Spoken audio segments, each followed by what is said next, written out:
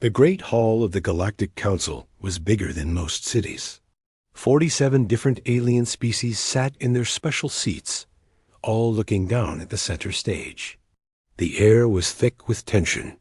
Everyone was angry, confused, and somewhere. Even Laughing Dot Ambassador Zekthara stood in the middle of the hall. Her body looked like it was made of purple crystal, and when she moved, light danced across her surface. She was angry, very angry. Her voice echoed through the massive room when she spoke. "The humans have made fun of us all," she said, her voice getting louder. "When we sent out the challenge to settle who owns the Kepler 442 system, every smart species knew what to do. You send your best ships. You send your strongest fleets. You show your power." She turned around slowly, looking at all the different aliens in their seats. The Zephyrians sent 300 warships, beautiful ships that moved like dancing. Birds. The Corvan Empire sent their entire fifth armada, 500 massive ships that could destroy planets. Even the peaceful Etherians, who hate fighting, sent 50 vessels. Zekthara paused and pointed toward a small section of the hall. And the humans? They sent one ship, just one. Many of the aliens started making noise. Some laughed. Others made angry sounds. A few just shook their heads. One ship against thousands? It was either very brave or very stupid. Far away from the council hall, Captain Jake Morrison stood on the bridge of his ship. The USS Defiant was not the biggest ship in the human fleet, but it was special. Jake was 52 years old, with gray hair and tired eyes. He had been in space for 30 years, and he had seen many things. "Sir?" called Lieutenant Amy Rodriguez from her station. She was young, maybe 25, with dark hair pulled back tight. "We're getting another message from the Galactic Council. They want to know if we need backup ships." Jake smiled a little. "Tell them no, Amy. Tell them we're ready." Commander Lisa Park walked up to Jake. She was his second in command, a smart woman who always worried about details. "Captain, I've been looking at the numbers.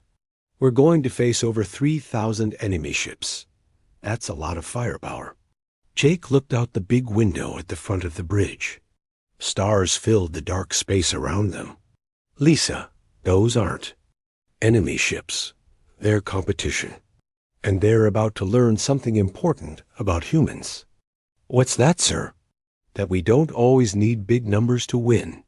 Back in the council hall, other species were talking about the human choice. The Valtari had started this challenge, but now all the species were interested. This was about more than one star system. This was about showing who was strong and who was weak in the galaxy. The Corvan Ambassador, a huge creature with 4 arms and red skin, stood up. "Perhaps the humans don't understand the challenge. Maybe they think this is just a game." The Etherian representative, a floating ball of soft light, spoke in a musical voice. "Or maybe they know something we don't. Humans are strange, but they're not stupid." Zekthara's crystal body flashed brighter. "Strange? They're about to be destroyed. When our fleets meet theirs, there will be nothing left of their little ship." On the Defiant, Jake's crew worked at their stations. There were 200 humans on the ship, and each one had been chosen carefully. They were not just the best at their jobs. They were the best at thinking in new ways. Chief Engineer Bobby Klein called from the engine room. "Captain, all the new systems are working. The AI is running at 100%. Jake nodded. Ship's artificial intelligence was nicknamed Charlie by the crew. It wasn't like the computer systems other species used. Charlie could learn, think, and even make jokes. Combined with human creativity, it made the Defiant much more than just a ship. "Charlie," Jake said to the air, "are you ready for this?" Voice came from the speakers around the bridge. It sounded almost human, but not quite. "I am ready, Captain. Though I calculate our chances of success at only 67%. I've won fights with worse odds, Jake said. Dr. Corrine White, the ship's science officer, looked up from her instruments. She was a thin woman with blonde hair and very smart eyes. Captain, I'm reading massive energy signatures from the other fleets. Some of these ships are as big as cities. Size isn't everything, Karen, Jake replied. Sometimes the smallest key can open the biggest door. Lieutenant Rodriguez turned around in her chair. Sir, the Council is asking all fleets to move to the starting position. The first test begins in 2 hours. Jake looked around at his crew. These men and women were the best humanity had to offer. They were smart, brave, and most importantly, they could think differently than anyone else in the galaxy. All right, everyone, Jake said, let's show them what humans can do. Navigator Helen Carter, a red-headed woman with quick hands, started plotting their course. Sir, where exactly are we going? Into history, Helen. Into history. The Defiant began to move toward the test area. Behind them, thousands of alien ships followed. Some were sleek and fast. Others were huge and covered with weapons. A few looked like they were made of crystal or energy, but none of them looked like the Defiant. The human ship was dark gray, with smooth lines and no extra decorations. It looked simple, almost plain. The aliens who saw it thought it looked weak. They were about to learn how wrong they were as the fleets moved through space. Jake thought about Earth. His home planet was small and far away, but it had taught humanity important lessons. Humans learned to survive, not by being the strongest, but by being the smartest. They learned to win, not by having the most weapons, but by using their weapons better. Sir, Commander Park said quietly, do you really think we can do this?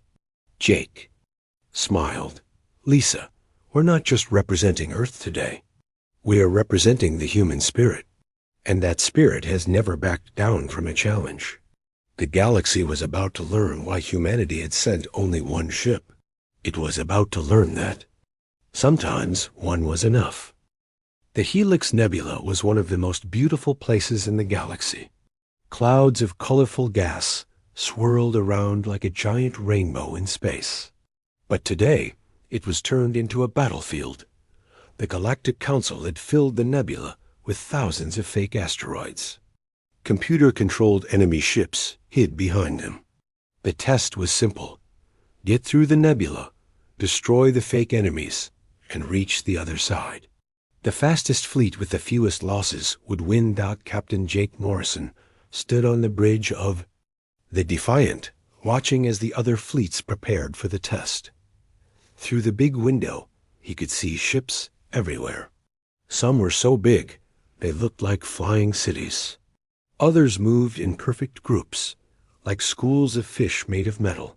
Look at that, said Commander Lisa Park, pointing to the Zephyrian fleet. 300 ships moving like they're dancing. The Zephyrian ships were beautiful. They looked like silver birds with long, graceful wings. They moved together so perfectly, it seemed like they were controlled by one mind. When they turned, they all turned at exactly the same time. When they sped up, they all sped up together. And there's the Corvin Empire, added Lieutenant Amy Rodriguez. Those ships are huge. The Corvin ships were the opposite of the Zephyrian ones. They were dark, heavy, and covered with weapons. Each one was as big as a small moon. They moved slowly but steadily, like a wall of metal and death, rolling through space. Dr. Karen White looked at her instruments. Captain, I'm reading energy signatures from ships I've never seen before. Some of these species have technology we can't even understand. Jake nodded. That's okay, Karen. We don't need to understand their technology. We just need to be better than them. The test began with a loud signal that echoed through space. Immediately, thousands of ships rushed into the nebula. The Zephyrian fleet spread out like a net, covering every angle. The Corvin ships formed. a straight line, and started blasting everything in their path. Other species used their own tactics. The Etherians sent waves of light that confused the fake enemies. The Mantis Collective used ships that could change shape. The crystal beings fired beams of pure energy that could cut through anything. For 30 minutes, the alien fleets fought their way through the nebula. Explosions lit up the colorful gas clouds. Laser beams crossed back and forth like deadly light shows. The fake asteroids were blasted into tiny pieces. Then it was humanity's turn. The USS Defiant appeared at the edge of the nebula. Compared to the massive fleets that had gone before, it looked like a tiny bug. The aliens watching from the council ships started laughing. Some made bets about how quickly the human ship would be destroyed. "Begin your test, humans," came the voice of the council overseer. Jake looked around at his crew. "Charlie, are you ready?"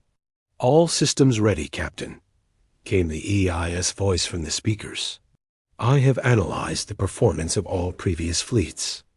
I believe I can do better. That's what I wanted to hear. Helen, take us in." Navigator Helen Carter's hands moved over her controls. "Yes, sir. Here we go." What happened next made the watching aliens stop laughing. The Defiant didn't charge into the nebula like the other ships. It didn't spread out or form attack lines. Instead, it seemed to dance. The ship moved between the fake asteroids like it was flowing water. When laser beams shot at it, the Defiant wasn't there anymore. It twisted and turned in ways that seemed impossible. It was like watching a leaf blow in the wind, but the leaf was made of metal and could fight back. "How are they doing that?" asked the Zephyrian commander, watching from his flagship. "Their ship is too small," said the Corvin admiral. "It can't have enough power for those kinds of moves." They were wrong. The Defiant had something none of their ships had: Charlie. The AI was learning from every second of the test. It watched how the fake enemies moved, how they thought, how they attacked. And it told the human crew exactly where to go and what to do. "Charlie," said Jake, "what's the best way through that asteroid field?" "Take the path 17 degrees. To starboard, Captain. There's a gravitational current that will speed us up and hide us from the enemy sensors." Chief Engineer Bobby Klein's voice came from the engine room. "Captain, the AI is using the ship's systems in ways I've never seen. It's making the engines work better than they should."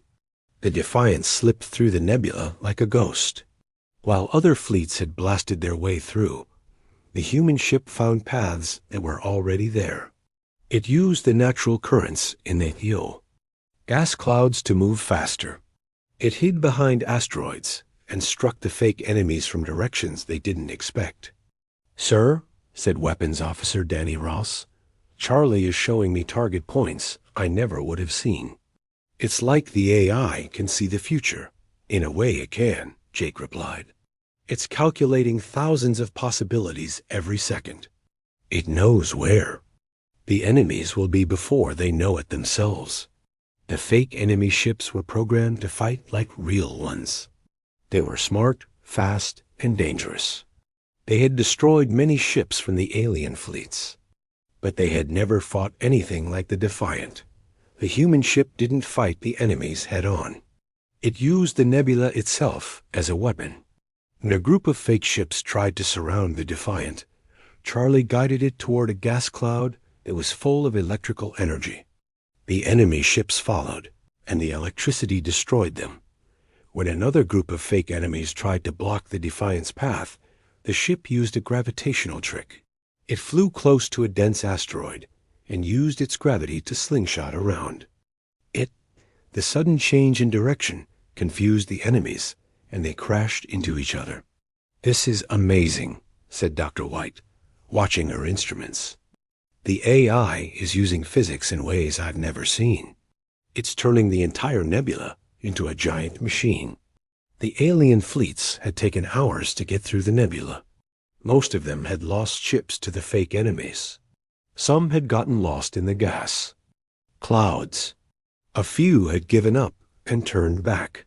The Defiant completed the test in 43 minutes. When the human ship emerged from the other side of the nebula, it was completely undamaged. It had destroyed every fake enemy it encountered. It had used less energy than any of the alien fleets. And it had done it all while making the other species look like amateurs. The watching aliens were silent. They couldn't understand what they had just seen. "How?" whispered the Etherian representative. "Impossible," said the Corvin admiral. "Ambassador." Zekthara's crystal body was flashing with anger.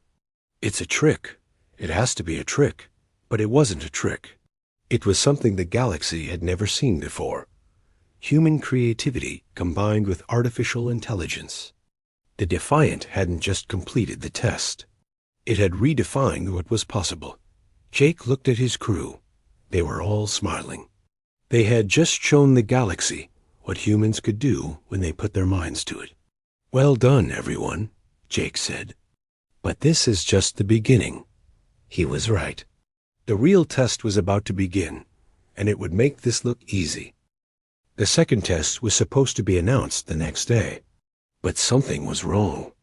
The alien fleets that had been friendly before were now acting strange. Ships were moving into attack positions. Weapons were being charged. The mood in space had changed from competition to something much more dangerous. Captain Jake Morrison felt it too.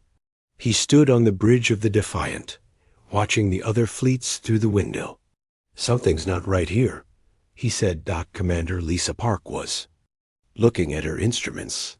"Captain, I'm reading massive energy buildups from the Veltari ships. They're preparing for battle, not another test." Before Jake could respond, a new voice came over the communication system. It was Ambassador Zekthara, but she sounded different. Her voice was cold and full of confidence. "Attention all fleets," she said.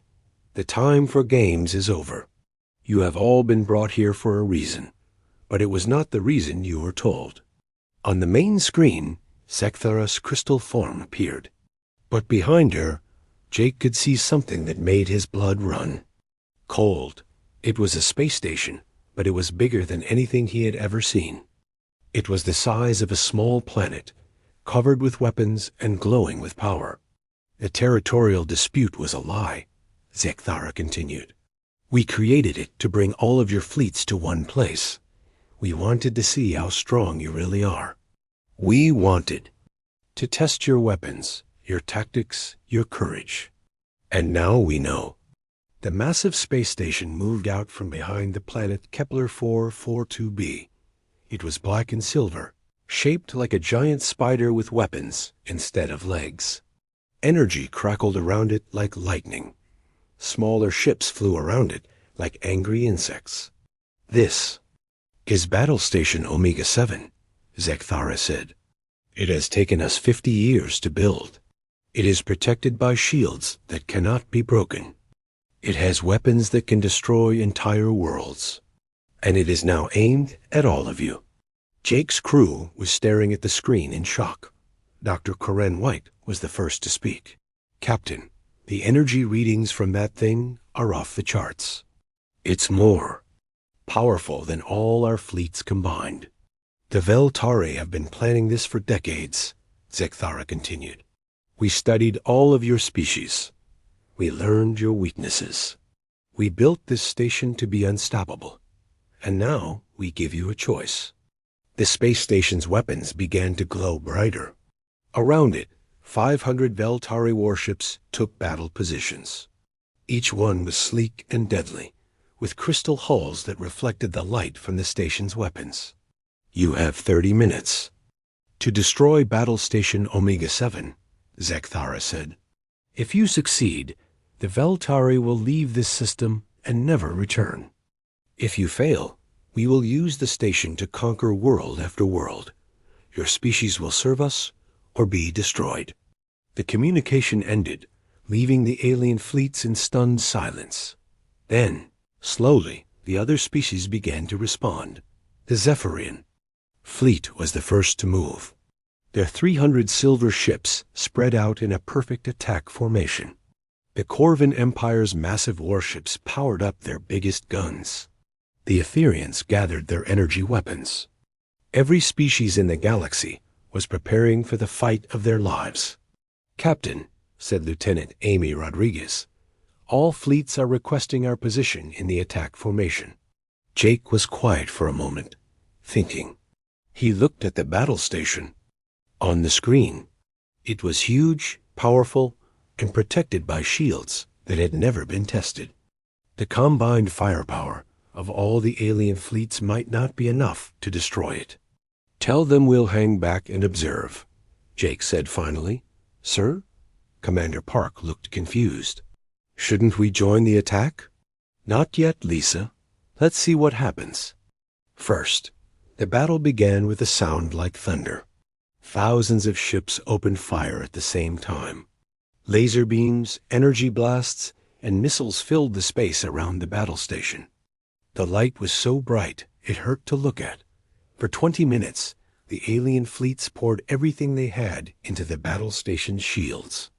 The Zephyrian ships moved like dancers, firing from every angle. The Corvin warships used their massive guns to blast the station over and over. The Etherians sent waves of pure energy that lit up the darkness, but the shields held. The battle station didn't even seem to notice the attack. Its weapons began to fire back, sending beams of destruction that could cut a ship in half. Several alien vessels exploded in balls of fire. "The shields are at 98%, reported Dr. White. "All that firepower, and they barely scratched it." Jake nodded. He had expected this. The Veltari had been planning for 50 years.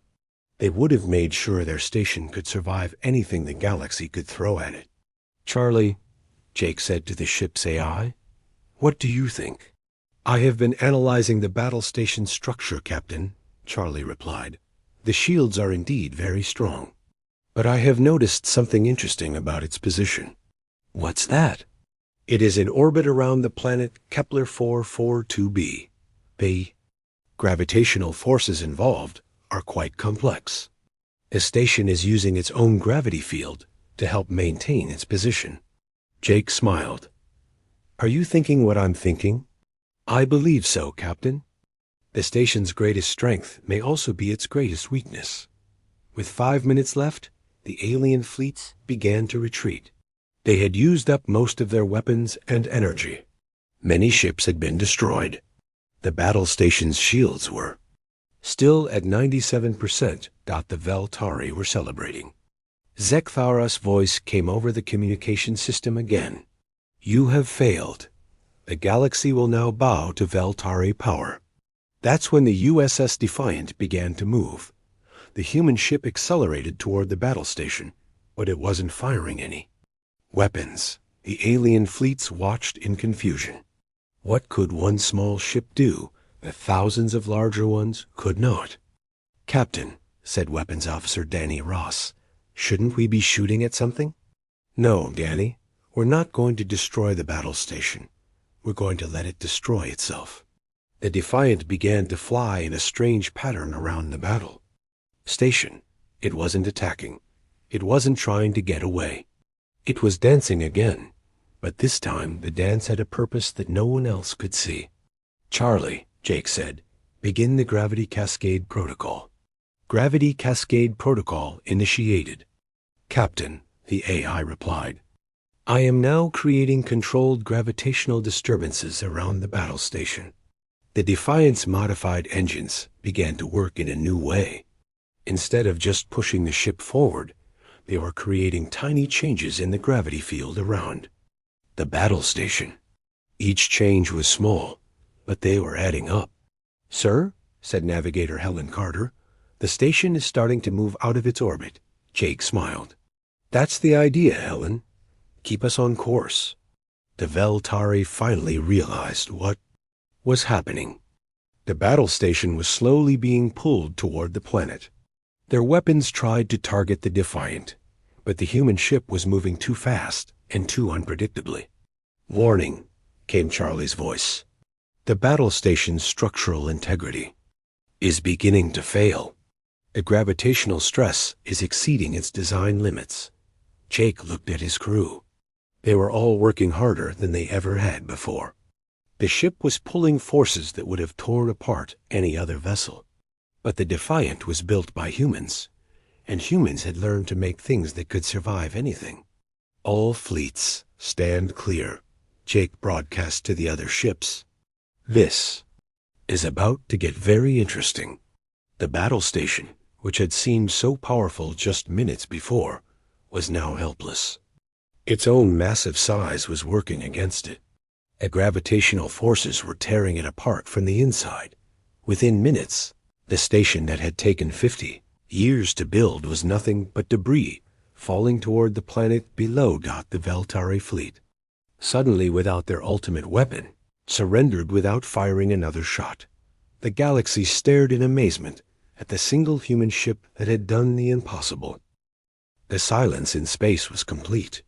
Thousands of alien ships floated motionless, their crews staring at the debris field that had once been the mighty battle station Omega-7. The Veltari fleet hung in space like defeated birds, their crystal hulls dim and lifeless. Captain Jake Morrison stood on the bridge of the USS Defiant, watching the aftermath of what they had just done. His crew was tired but proud.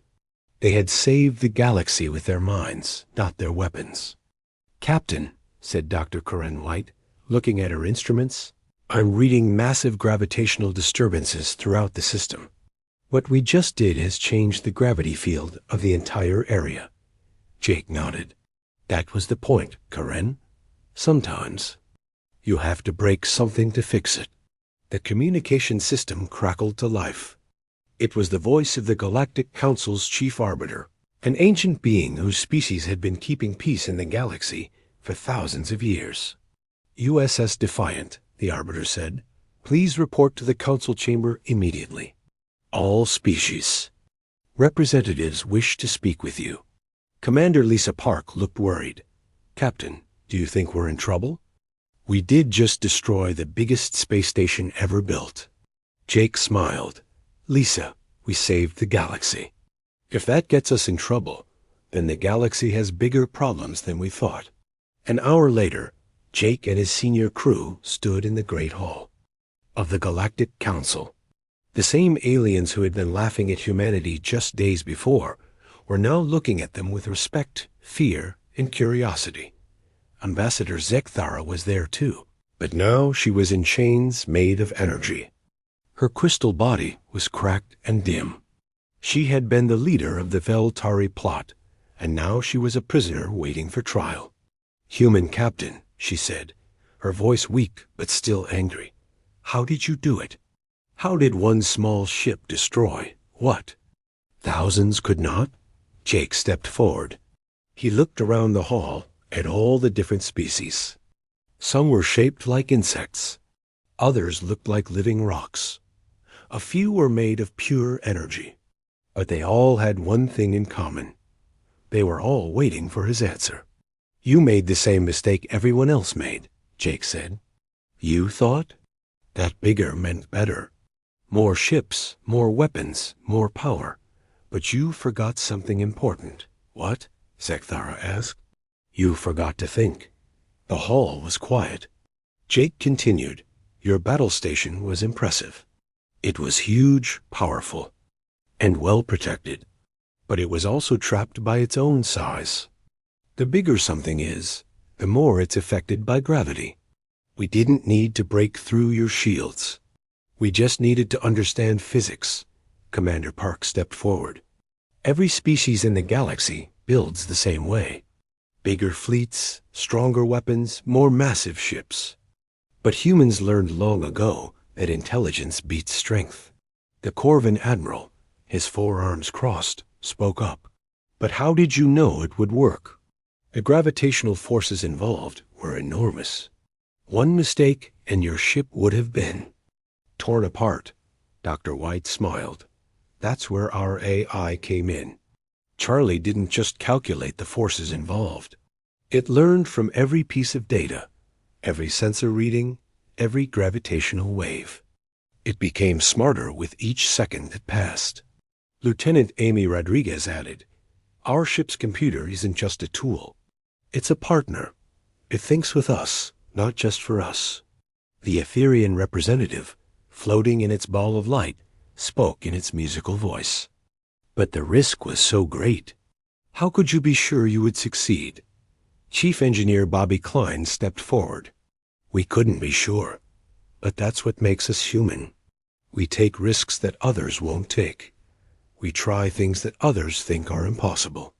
The Zephyrian commander, his silver skin gleaming, asked, "Your ship moved in ways that should have been impossible. How did you survive the gravitational forces?" Navigator Helen Carter answered, "We didn't fight the forces. We used them. Instead of trying to overcome gravity, we made it work for us. We danced with it." Jake looked at Zekthara. "Your battle station was designed to be unstoppable. But everything has a weakness. You just have to be smart enough to find it." The chief arbiter spoke from his high seat. "Captain Morrison, your species has shown us something today. You have shown us that there are solutions we never considered." "That's what humans do," Jake replied. "We look at problems differently. When everyone else sees a wall, we look for a door. When everyone else sees defeat, we look for opportunity." Weapons Officer Danny Ross added, "You all built hammers to break down walls. We built a key to unlock the door. The Mantis Collective."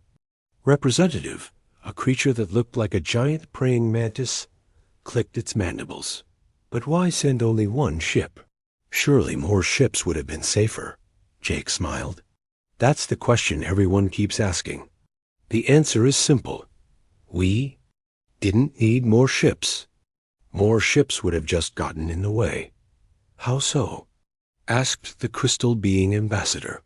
"Because what we did required precision, not power," Jake explained. "We needed to create exact gravitational disturbances at exact moments. Too many ships would have interfered with each other. One ship, with the right crew and the right AI, was perfect." Dr. White pulled out a small device and projected a hologram into the center of the hall. It showed the battle station and the gravitational fields around it. The station was held in place by a delicate balance of forces. All we had to do was tip that balance. The hologram showed the Defiant's flight path, spiraling around the station in a complex pattern. Each pass we made created a small gravitational wave. The waves added up, creating a cascade effect that pulled the station out of its stable orbit. "Once the station started falling toward the planet," added Charlie's voice from the ship's communication system, "the increasing gravitational stress began to tear apart its structure. The station's own mass became the weapon that destroyed it." The assembled aliens murmured among themselves. They were beginning to understand, but they were also beginning to worry. If humans could do this with one ship, what could they do with a fleet? The chief arbiter seemed to read their thoughts. "Captain Morrison, your demonstration today has raised important questions. Your species has shown capabilities that we did not know existed. How can we be sure that humanity will use these capabilities wisely?" Jake looked around the hall. "Because we're not conquerors. We're explorers. We're problem solvers. Today, the problem was the Veltari battle station. Tomorrow, it might be something else. But whatever it is, we'll find a way to deal with it." "And if other species threaten the peace?" asked the Corvin Admiral. "Then we'll deal with that too," Jake replied. "But we'd rather work with you than against you. The galaxy is big enough for all of us, if we're smart enough to share it." Zekthara made one last attempt to understand. "But your ship is so small. How can something so small be so powerful?" Jake smiled. "Because it's not about the size of the ship. It's about the size of the idea. And human ideas are bigger than any ship ever built." The trial of the Veltari began the next day. But everyone knew the real verdict had already been delivered. The galaxy had learned that humanity was not just another species to be ignored or conquered. They were something new, something dangerous, and something that would change everything. As the Defiant prepared to leave the Kepler 442 system, Jake looked out at the other fleets. They were all heading home, but he knew they would never forget what they had seen. The galaxy had asked why humanity sent only one ship. Now they knew the answer, and they would never ask that question again. 3 months had passed since the battle at Kepler 442. The galaxy was still talking about what had happened. The story of the single human ship that destroyed the Valtari battle station was told on every world, in every spaceport, in every military academy. Captain Jake Morrison sat in his ready room aboard the USS Defiant, reading reports from Earth. The ship was heading home after completing a diplomatic mission to the Outer Rim. The mission had been easy compared to what they had faced at Kepler 442. Captain, came Lieutenant Amy Rodriguez's voice over the intercom. We're receiving a priority message from Earth Command. Jake stood up and walked to the bridge. The main screen showed Admiral Patricia Hayes, the head of Earth's space fleet. She was a tough woman with gray hair and sharp eyes. Jake, she said, I wanted to congratulate you and your crew personally. What you did out there has changed everything. For humanity. Thank you, Admiral, Jake replied. We just did our job. Your job was to represent Earth in a military demonstration. You ended up saving the galaxy from conquest. I'd say you went above and beyond. Jake smiled. That's what humans do, Realm. We find a way. The Admiral's expression became more serious. Jake, I need to tell you something. Since Kepler 442, we've received over 300 requests for military cooperation from other species. They all want to know how we did what we did. Commander Lisa Park stepped forward. Are we sharing our technology with them? Some of it, the Admiral replied. But they're not really interested in our technology. They want to understand how. We think they want to learn our methods. Dr. Corinne White looked up from her station. Admiral, we've been analyzing the data from the battle. What we did shouldn't have been possible with our level of technology. But our AI made the difference. That's right, Corinne, the Admiral said. The combination of human creativity and artificial intelligence is something the galaxy has never seen before, and it's something they're very interested in. Jake nodded. What about the Valtari? What happened to them? They've been stripped of their military fleet and placed under galactic supervision. Ambassador Zeke Thara was sentenced to life imprisonment. The rest of their species is learning to live peacefully with their neighbors. The communication ended, and Jake looked around at his crew. They had all changed since Kepler 442. They carried themselves differently now. They knew they were part of something bigger than just one ship. Charlie, Jake said to the AI, what do you think about all this attention? I find it fascinating, Captain, Charlie replied. The other species are trying to understand us by studying our technology. But they're missing the point. What's the point? The point is that we work together. Human intuition and artificial intelligence. Creativity and logic. Emotion and calculation. We're not just using tools. We're partners. Chief Engineer Bobby. Klein's voice came from the engine room. Captain, we're getting some interesting readings from the long-range sensors. There's a ship approaching, but it's not human. Jake frowned. What kind of ship? It's Etherian, sir. And they're sending a message. The main screen flickered, and the image of an Etherian appeared. It was a ball of soft, golden light that pulsed gently as it spoke. Its voice was like music. Captain Morrison, the Etherian said, I am Ambassador Lumina. We have been searching for your ship for many days. What can we do for you, Ambassador? Jake asked. We need your help, Lumina replied.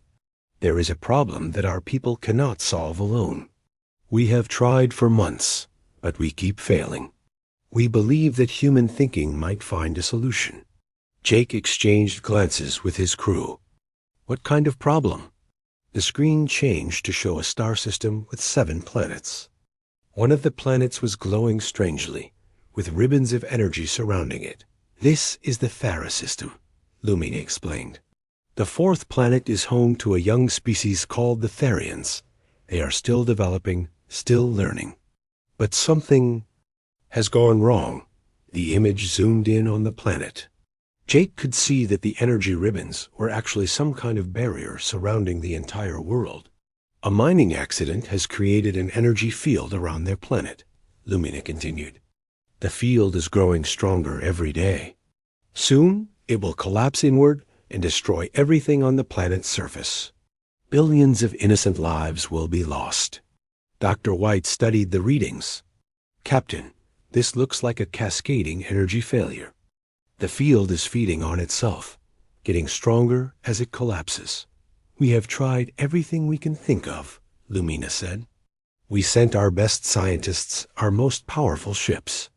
Nothing works. The field deflects our energy weapons and absorbs our attempts to neutralize it. Jake thought for a moment. Why come to us? We're just one ship. Because you think differently, Lumina replied. At Kepler 442, you solved the problem that no one else could solve. You found a solution that no one else could see. We hope you can do it again. Commander Park looked concerned. Captain, if we can't solve this, an entire species dies. And if we try and fail, we might die too, added Weapons Officer Danny Ross. Jake looked around at his crew. He could see the determination in their eyes. They had faced the impossible before, and won. They could do it again. Charlie, Jake said. What do you think? I am analyzing the data the Etherians have provided, the AI replied. The energy field is indeed complex, but I detect patterns that suggest a solution might be possible. Set course for the Thera system, Jake ordered. Maximum speed. Navigator Helen Carter's hands moved over her controls. Yes, sir. We'll be there in 6 hours. As the Defiant jumped to hyperspace, Jake thought about what they were about to attempt. The Etherians were one of the most advanced species in the galaxy. If they couldn't solve this problem, it must be truly difficult. But that was what humans did best. They solved the unsolvable. 6 hours later, the Defiant dropped out of hyperspace at the edge of the Thera system. The sight that greeted them was both beautiful and terrifying. The 4th planet was surrounded by ribbons of blue and white energy that twisted and danced like living things. Charlie, Jake said, start analyzing the energy field. I want to know everything about it. Analysis beginning, Captain, Charlie replied. Initial readings suggest the field is caused by an interaction between the planet's magnetic field and exotic matter from the mining accident. Dr. White was studying her instruments. Captain, the field is definitely collapsing. At current rates, it will reach critical collapse in 18 hours. And when it collapses? Jake asked. Everything on the planet dies, she replied quietly. Etherian ship was waiting for them near the outer edge of the system.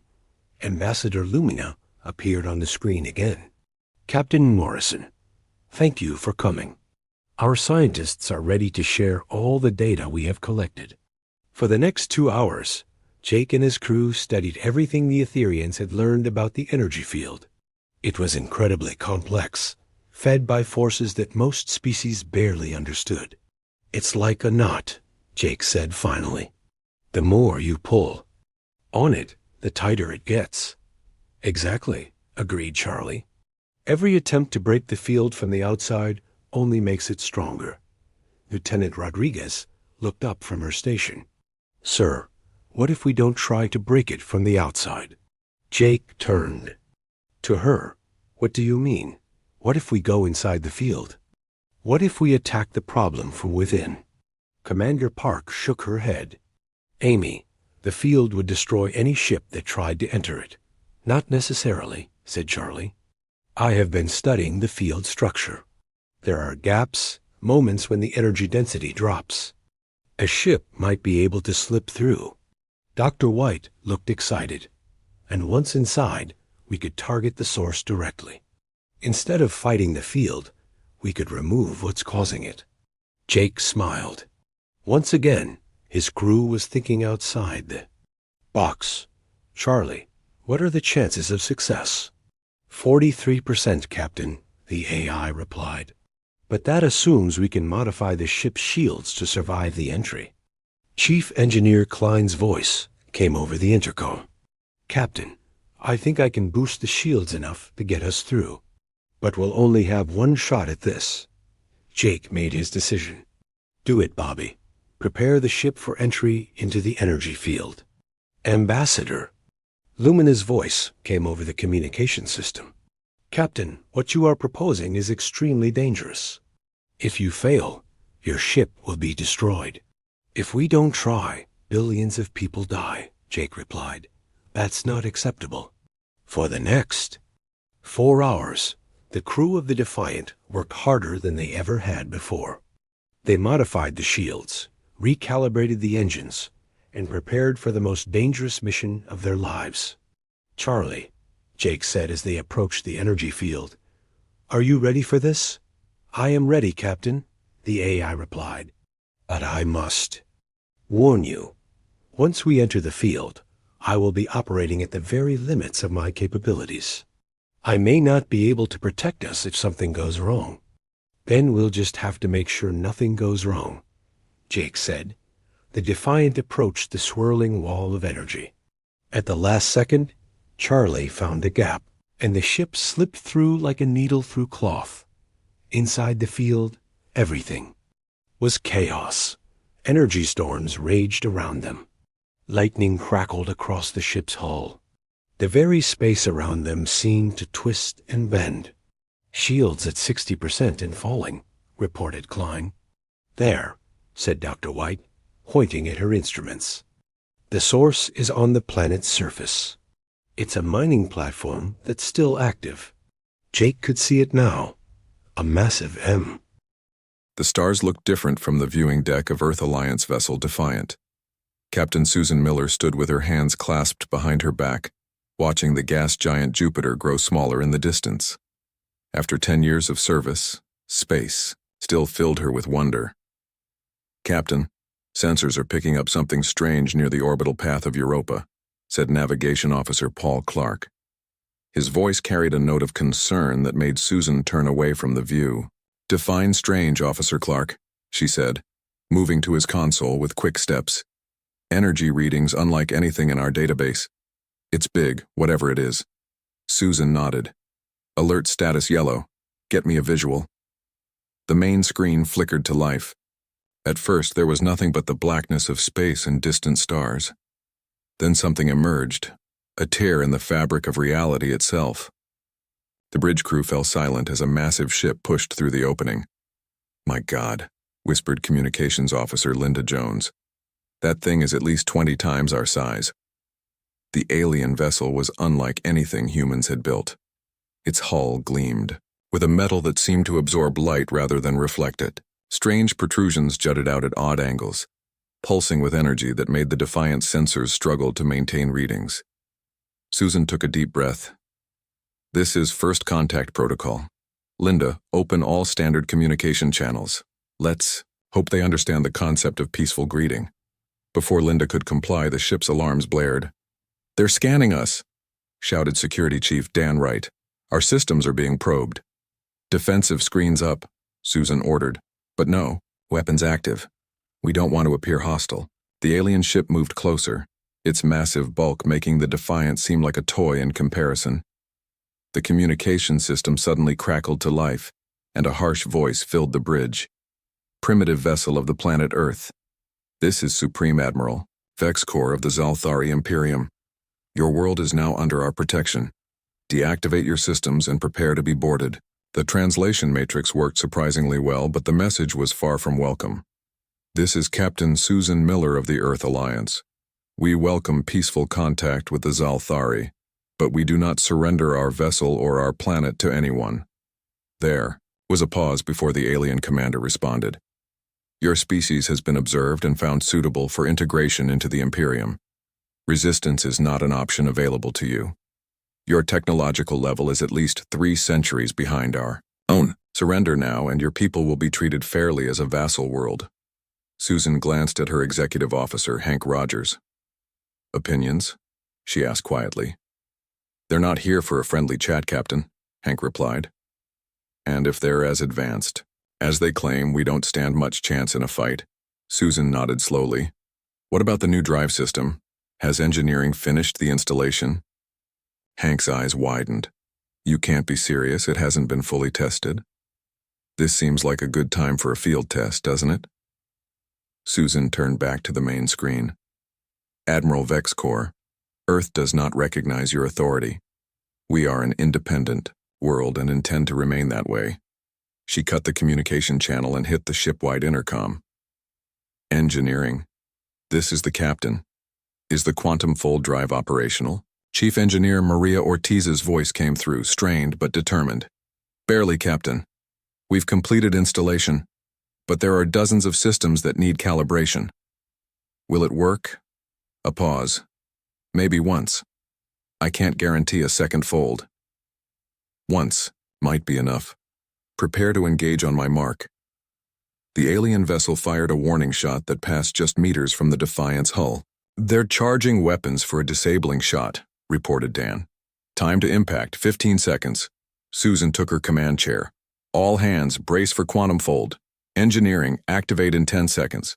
The bridge crew secured themselves at their stations. Susan counted down silently as the alien weapon built to firing capacity. Now, Maria. For a terrible moment, nothing happened. Then reality itself seemed to bend around the Defiant. The stars stretched like rubber bands. Every crew member felt a strange sensation, as if their bodies existed in multiple places at once. The Defiant vanished from in front of the Zalthari vessel and reappeared behind it an instant later. It worked. Maria's excited voice came through the comm. The fold was successful. On the Zalthari ship, Supreme Admiral Vex Corps stared in disbelief at his sensor screens. Impossible, he hissed.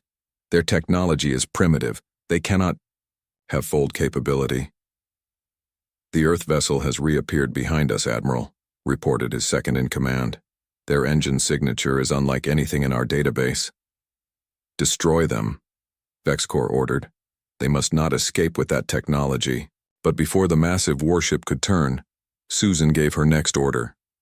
Engineering, one more fold. Get us out of here. Captain, I told you, just do it, Maria. Once again, space warped around the Defiant. This time, the effect was rougher. Warning lights flashed across every console on the bridge. The ship groaned as if in pain. Then they were gone, folded thousands of kilometers away. Damage report, Susan called out as reality stabilized around them. Drive system is fried, Maria reported. We won't be folding again without major repairs. Hull, integrity at 87%, added Dan. Some minor systems offline, but we're still combat capable. Susan nodded. Get us back to Earth at maximum conventional speed. We need to warn them. On board the Zalthari vessel, Admiral Vex Corps prepared his report to Emperor Kresnul. His career might be over after this failure, but the threat was clear. These humans possessed technology they should not have. 3 days later, Emperor Kresnul received the disturbing news in his palace on Zalthar Prime. The holographic image of Vex Corps knelt before him. What do you mean they escaped? The Emperor demanded, his translucent scales darkening with anger. The human vessel used technology similar to our quantum fold drives, Vex Corps explained. But their implementation was different, more advanced. Perhaps? The Emperor rose from his throne, his 7-foot frame towering over the hologram. Humans aren't supposed to have ships like that, he said slowly. This changes everything. He turned to his high command gathered in the chamber. Prepare the fleet. Earth must be conquered before they can develop this technology further. The Imperium's supremacy depends on it. Back on Earth, Susan Miller's report stunned the Alliance leadership. The existence of an alien empire that viewed Earth as nothing more than a future colony was shocking enough. But the successful test of the quantum fold drive gave them hope. "How soon can we replicate this technology for the rest of the fleet?" asked Admiral William Baker. Dr. Alan Forrest, the scientist behind the theoretical work, stepped forward. "With what we learned from the Defiance test, we could have 3 more ships equipped within a month. But there's more." Everyone turned to him expectantly. "I think we've barely scratched the surface of what quantum folding can do," he continued. "If my theories are correct, we might be able to use this technology not just for movement, but as a weapon." Dr. Alan Forrest had never wanted to be famous. He preferred the quiet of his lab, the company of equations rather than people. 6 years ago, he was just a physics professor with wild ideas about quantum entanglement that his colleagues laughed. And now he stood in the most secure facility on Earth, watching engineers build ships that could fold space itself. "The Zalthari don't understand what we've created," Alan said, running his hand through his graying hair. "They think we've just copied their technology." General Kate Myers nodded. She had been put in charge of the Quantum Defense Initiative after the Defiance encounter. "So, explain it to me again. How is our drive different from theirs?" Alan pointed to the holographic display showing the inner workings of the drive. "Their technology creates a temporary tunnel through space like a wormhole. Ours doesn't move through space at all. We fold it, bringing 2 points together momentarily. It's like the difference between digging a tunnel through a mountain or simply folding a piece of paper." Kate wasn't a scientist, but she understood the military implications.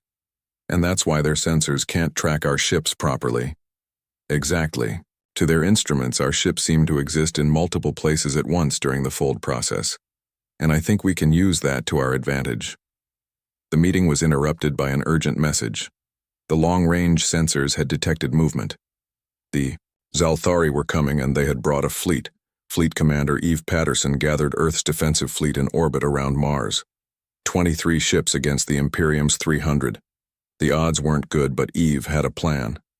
"They think our quantum fold drives are just fancy engines," she told the ship captains during the final briefing. "They don't understand we've weaponized space itself." Captain Susan Miller, now commanding the upgraded Defiant, spoke up. "My engineers tell me the new drive configurations are unstable. We may only get 3 or 4 folds before the systems need a full reset." "That's all we need," Eve replied. "Remember your training. Don't think like traditional space combat pilots. Think like quantum particles, exist everywhere and nowhere at once." The Zalthari fleet emerged from hyperspace near Saturn, their massive warships forming an attack pattern that had conquered hundreds of worlds. Supreme War Commander Thex Val watched the human fleet with contempt. "Such a small defense force," he said to his officers. The Emperor feared these primitives for nothing. His second-in-command wasn't so sure. The reports from Admiral Vex Corps suggested their fold technology was unusual. "One lucky escape doesn't win a war," Thex Val said. "Begin the approach. Standard conquest formation." The Zalthari fleet moved forward with perfect coordination, their weapon systems charging. The human ships held position, seemingly waiting for their doom. When the alien fleet reached the outer edge of Saturn's rings, Eve gave the order. "All ships, execute pattern quantum alpha." In an instant, the human fleet vanished. The Zalthari sensors lost all trace of them, only to have alarms blare as human ships appeared inside their formation, behind them, above them, seemingly everywhere at once. "Impossible!" shouted Thex Val as the Defiant appeared directly in front of his command ship, fired its weapons, and disappeared again before his gunners could return fire. The Battle of Saturn's Rings, as it would later be called, defied all conventional space combat logic. The human ships didn't just move fast, they seemed to ignore the rules of physics. They appeared and disappeared at will, striking from impossible angles. Vice Admiral Frank Dawson led the daring assault on the Zalthari flagship. His vessel, the Audacity, was the newest in the fleet, equipped with the most advanced version of the quantum fold drive. "These aliens don't get it," he said to his crew as they prepared for the most dangerous maneuver yet attempted. "Our disadvantage in numbers is irrelevant when we can be everywhere at once." The Audacity performed a precise quantum fold, materializing directly inside the enemy command ship's main hangar. Before the Zalthari could react, Frank's team had deployed quantum disruptors throughout the flagship systems. "We have 3 minutes before they bypass the disruptors," reported his tactical officer, Lisa Green. Frank nodded. "Plenty of time. Plant the phase bombs and let's get out of here." When the Audacity folded away, it left behind devices that would not only explode but create miniature fold events inside the Zalthari ship's critical systems. The effect was devastating. The flagship didn't just explode. Parts of it seemed to fold into different dimensions, tearing the massive vessel apart from the inside. Watching from his ship, Thexval realized the humans weren't just using quantum technology for travel. They had weaponized it in ways the Imperium had never imagined. "Retreat," he ordered. "All ships withdraw immediately." The battle ended as quickly as it had begun.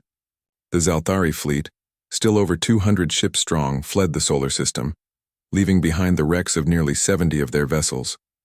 Earth had won its first interstellar battle, but everyone knew the war had just begun.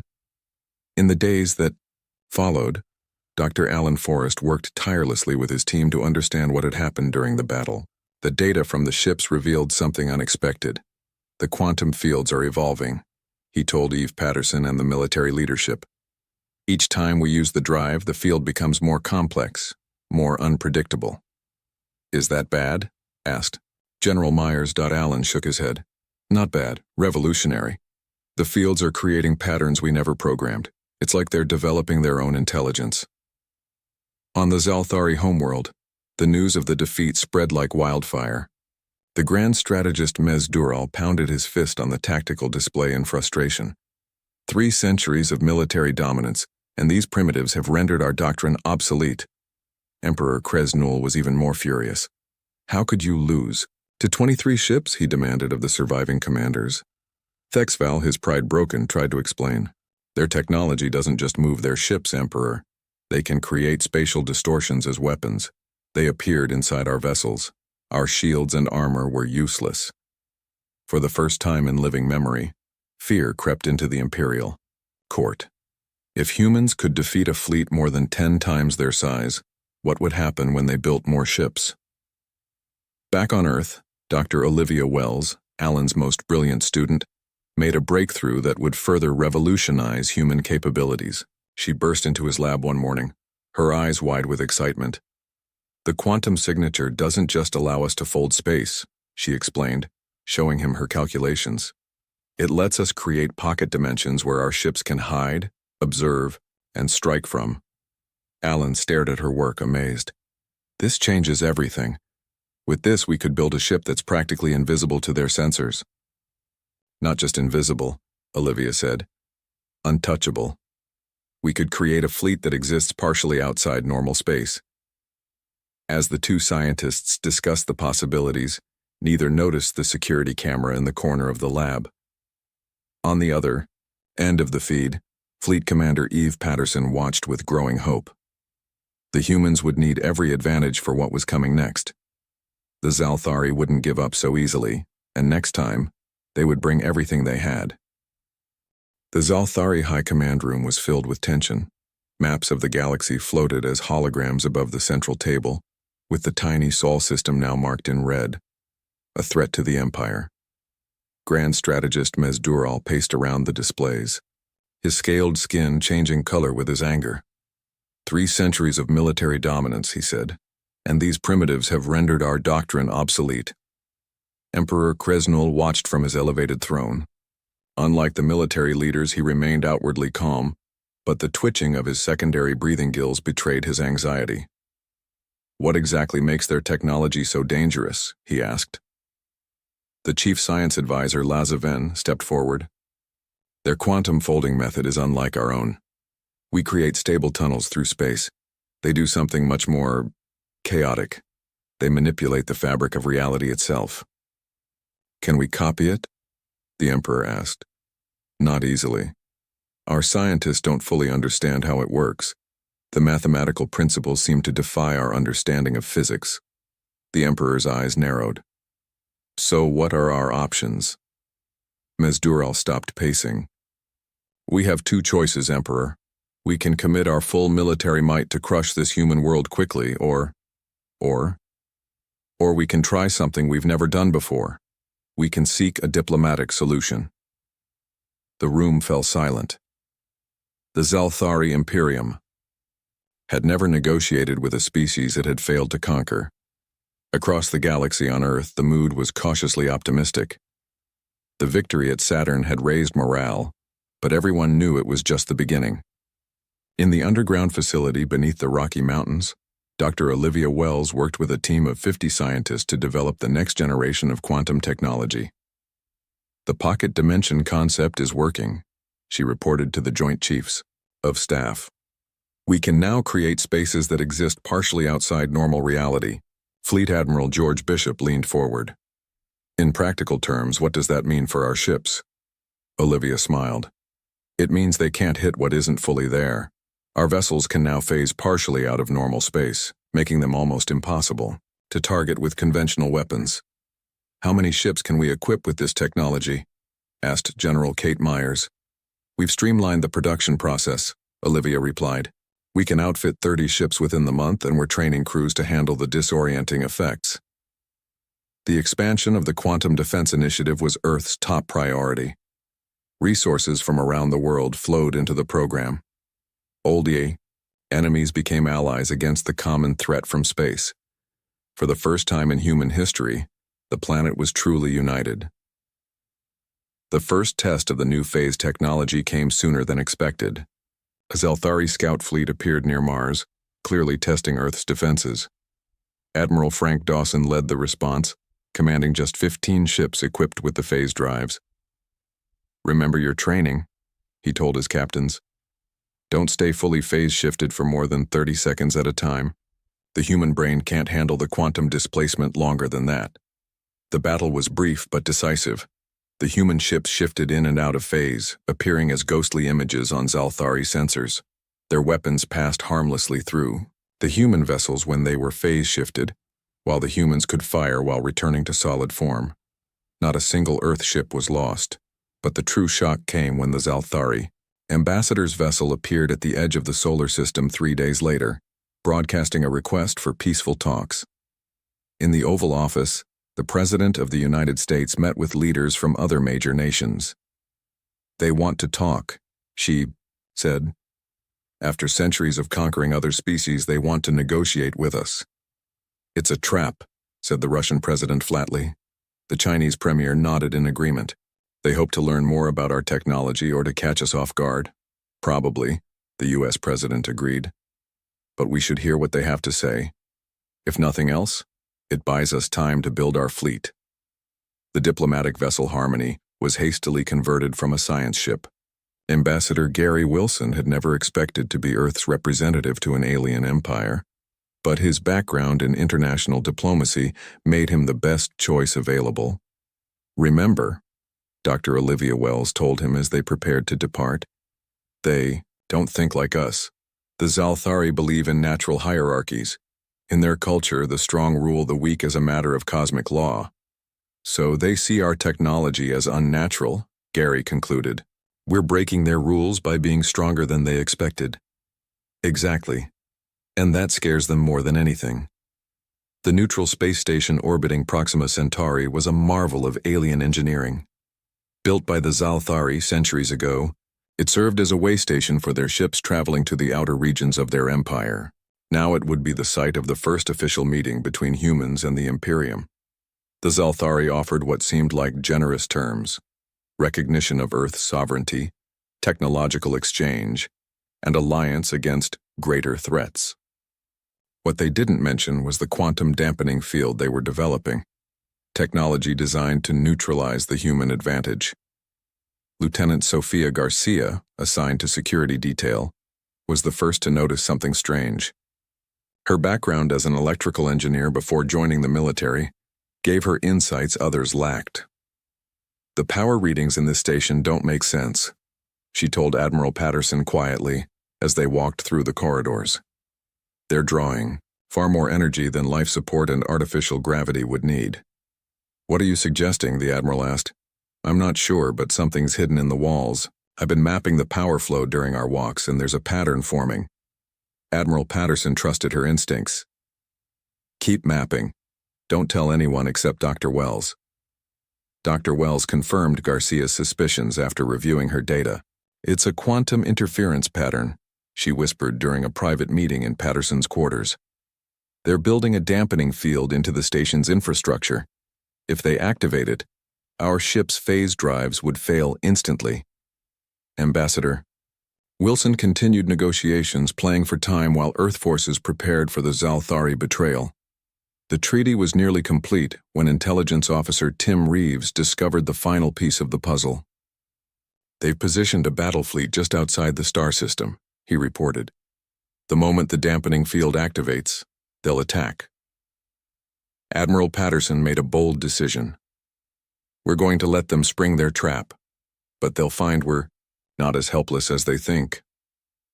When the treaty signing ceremony began, the Zalthari delegates were confident. Emperor Kresnul himself had come to witness the human submission. As Ambassador Wilson stepped forward to sign, the Emperor gave a subtle hand signal. The dampening field activated with a high-pitched whine. The Zalthari guards drew their weapons, expecting the humans to panic.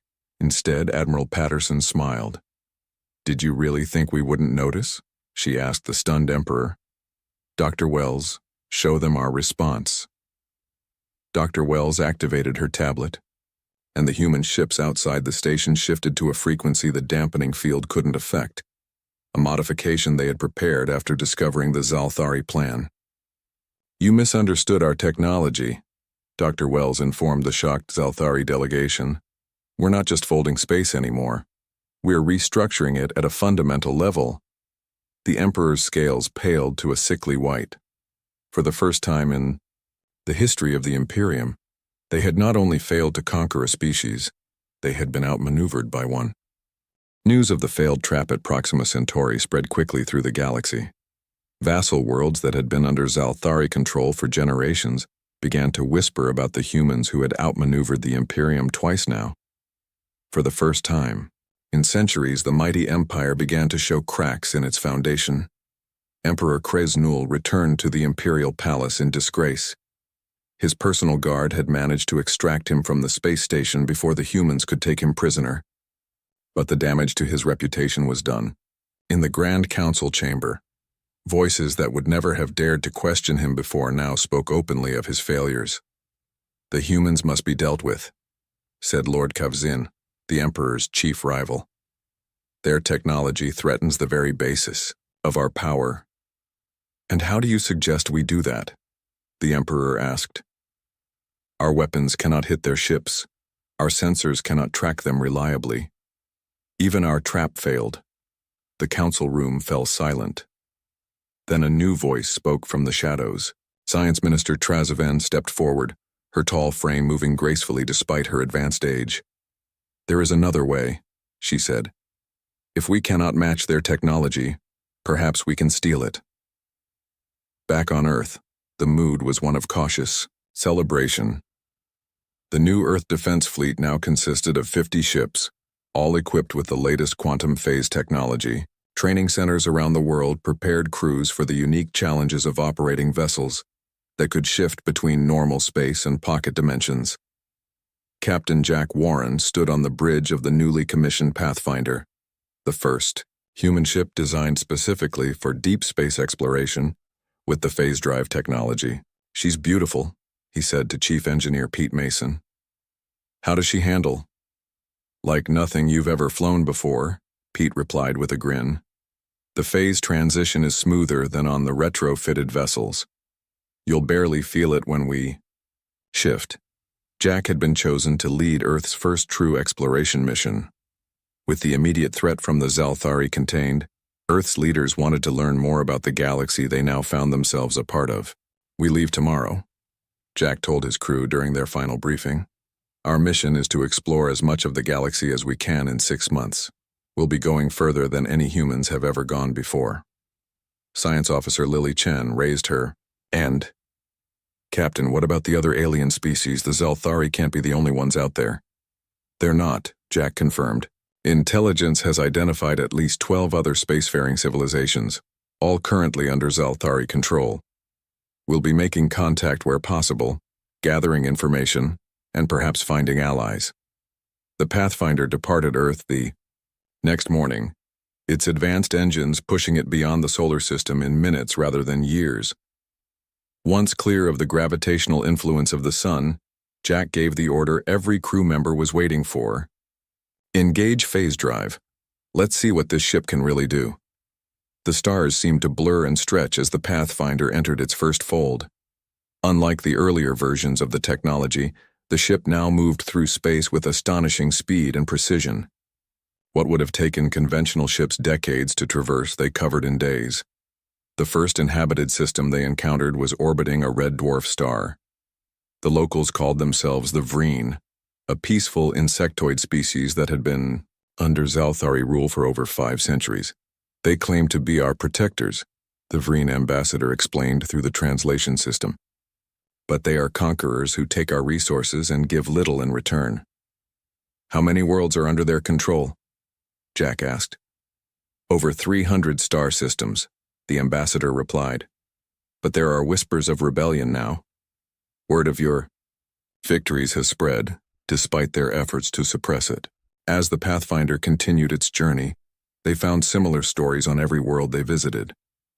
The Zalthari Empire was vast, but increasingly unstable. Many species saw the humans as potential liberators. Unaware that they were being followed, the Pathfinder pressed on toward the galactic core. A Zalthari stealth vessel tracked their every move, recording the performance of the human ship's phase drive. Their technology is even more advanced than we feared, reported the Zalthari. Captain to Science Minister Trasven, they can traverse the galaxy in days rather than months. Maintain your distance, she ordered. We need more data before we can replicate their methods. On the 23rd day of their mission, the Pathfinder made a discovery that changed everything. On a small rocky planet near the edge of the galaxy, they found ancient ruins with familiar mathematical equations etched into stone. Captain, you need to see this, Lily called excitedly over the comm as her survey team explored the ruins. These equations, they're quantum field theory, the same principles our phase drives use.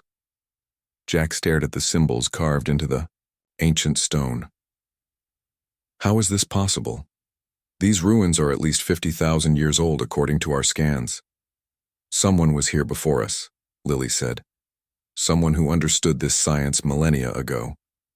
The implications were enormous. Humans hadn't invented quantum phase technology. They had rediscovered it. As the team explored further, they found more evidence that an ancient civilization had once mastered the very technology that was now giving humanity its edge against the Zalthari. There's something else, Lily said, leading Jack to a central chamber deep within the ruins. Look at this.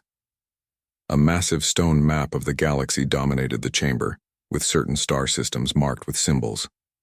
One of those marked systems was Earth's own sun. They knew about us, Jack whispered. Whoever they were, they knew about Earth. As the Pathfinder crew studied the ruins, the hiding Zalthari vessel finally made its move. It launched a small probe designed to penetrate the human ship's systems and steal their technological secrets. Security Officer Ben Harris noticed the intrusion almost immediately. Captain, we've got an unauthorized access attempt in the main computer. Jack didn't hesitate. Full lockdown. Prepare to phase shift. The Pathfinder shifted into a pocket dimension just as the Zalthari vessel revealed itself. Weapons charged. And ready. They've been following us, Jack realized. Probably since we left Earth space. Communications Officer Rita Dawson looked up from her console. Captain, they're broadcasting a message. The holographic display showed Science Minister Trazoven. Captain Warren, I presume. We've been watching your impressive vessel with great interest. Perhaps we got off on the wrong foot. There's clearly much our civilizations could learn from each other. Jack wasn't fooled. You tried to hack our systems, Minister. That's not how friends typically say hello. A regrettable misunderstanding, she replied smoothly. But in light of your discovery, perhaps we should reconsider our positions. Those ruins you found, we've seen others like them. We call them the architect sites. Jack exchanged glances with Lily. The architects? An ancient race that vanished long ago, Trazven explained. We've studied their remnants for centuries. They left similar sites throughout the galaxy, but we've never been able to decipher their technology. Somehow your species has. Despite his suspicions, Jack was intrigued. What are you suggesting? A true alliance, Trazven said. No tricks, this time. Together we could unlock the secrets of the architects, secrets that might reshape the galaxy itself. Captain Jack Warren studied Science Minister Trazven's holographic image with suspicion. The Zalthari had tried to conquer Earth, then tried to trap them in failed peace talks. Now they wanted an alliance. Why should we trust you? He asked. Your people have shown nothing but hostility toward humans. Trazven's expression remained calm. Because the knowledge in these ruins is bigger than our conflict. The architects weren't just another civilization. According to our legends, they created the quantum foundation of the universe itself. Jack glanced at Science Officer Lily Chen, who gave a slight nod. Send us everything you have on these architects, he said finally. We'll consider your proposal. After the communication ended, Jack called an emergency meeting with his senior staff. I don't trust them for a second, Security Officer Ben Harris said. This is just another trap. Probably, Jack agreed. But these ruins change everything. If there was an ancient civilization that mastered quantum technology at this level, we need to know more. Lily pulled up the images they had taken of the stone map. The map shows 15 sites across the galaxy. Earth is one of them. I think the architects didn't just know about Earth. They visited it, maybe even influenced our development. Or yours, a voice said from the doorway. Ambassador Gary Wilson had joined the Pathfinder crew just before their departure, representing Earth's diplomatic interests. What do you mean? Jack asked. What if humans didn't just rediscover quantum physics by accident? Gary suggested. What if we were meant to find it? What if the architects left something on Earth, something in our history or even our DNA, that guided us toward this discovery? The idea was mind-blowing. As they discussed the possibilities, the Zalthari data transfer completed. Lily began sorting through thousands of files on the architects. They've found 7 sites so far, she reported. Each one contains different pieces of information. The Zalthari have been studying them for centuries but haven't been able to make the technology work. And we did it in less than a decade, Jack mused. That can't be coincidence. While the Pathfinder crew studied the architect data, events throughout the galaxy were moving quickly. The news that humans had discovered an architect site spread through the Empire. Vassal worlds that had been quietly rebellious now moved into open revolt. On the Zalthari homeworld, Emperor Kresnul faced a full political crisis. Lord Kavzin had gathered enough support to challenge his rule directly. You have failed to contain the human threat, Kavzin declared before the Imperial Council. Now their quantum ships appear throughout our territory, encouraging rebellion. The Emperor's scales darkened with anger. The humans have only one exploration vessel. Not anymore, Kavzin said, projecting images taken from across the Empire. Multiple human ships were visible, appearing and disappearing near various worlds. They've expanded their fleet and are now actively undermining our authority. What neither the Emperor nor Kavzin realized was that there was still only one human exploration vessel. The Pathfinder's advanced quantum drive was creating echo images across the galaxy, making it appear as if human ships were everywhere at once. After 3 weeks of study, the Pathfinder had visited 5 of the 15 architect sites. Each contained new pieces of the puzzle. It's like they left an instruction manual spread across the galaxy, Lily explained to the crew. Each site contains information that complements the others. But why spread it out? Asked Communications Officer Rita Dawson. Why not just put everything in one place? Security, Jack suggested. If one site was destroyed or fell into the wrong hands, the knowledge wouldn't be lost completely. At the 6th site, they made their most important discovery yet. The ruins contained a complete blueprint for a device the architects called the Nexus. It's a quantum communication hub, Lily said excitedly. If we build this, we could communicate instantly across any distance. No delay, no interference, completely secure. The military applications would be enormous, Ben noted. It's more than that, Lily insisted. According to these inscriptions, the Nexus was part of a galaxy-wide network. The architects used it to keep their civilization connected across vast distances. Jack made a decision. We're heading back to Earth. This information is too important to risk losing. But before they could depart, sensors detected multiple Zalthari warships entering the system. They must have followed us through our quantum wake, Chief Engineer Pete Mason suggested. Each time we use the drive, we leave traces they can track. Options? Jack asked.